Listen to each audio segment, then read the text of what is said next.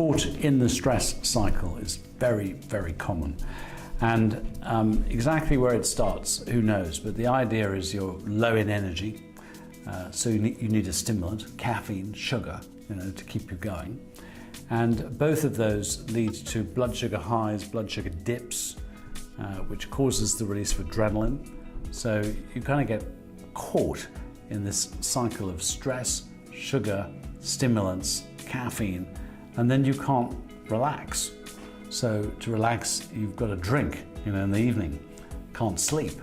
And then you wake up tired, and then you go around again and again and again. And all of these really deplete energy. So many people end up with a chronic state of tiredness, inability to sleep, non-stop anxiety, stress, fear, panic, and so on. So it really is amazing what happens when you do start to learn how to eat a diet that stabilizes your blood sugar, take away the stimulants, put in nutrients, and supplements make a very, very big difference here.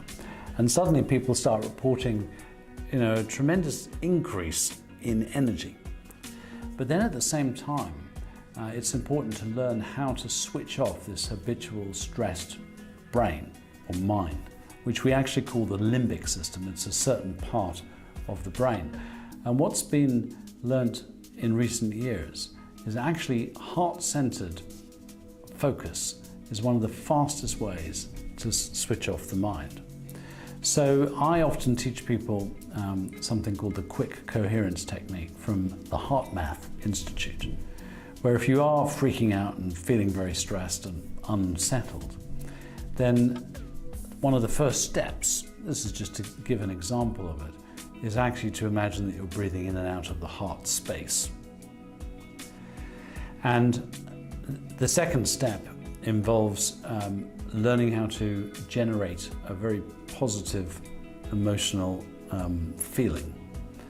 And actually what the science shows is that the heart has more connections to the brain than the brain has to the heart.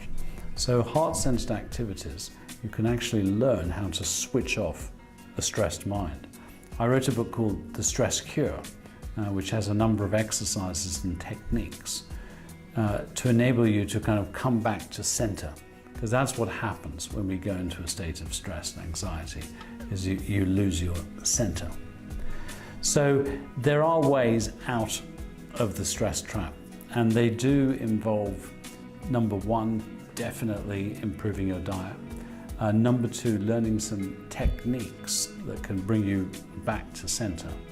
And number three, you have to look at your fundamental beliefs that keep you locked into reacting in the stressful way. Stress isn't just about your circumstances, it's very much about how you react to your circumstances. So what are the negative beliefs that make you react to a circumstance in a way that generates you stress?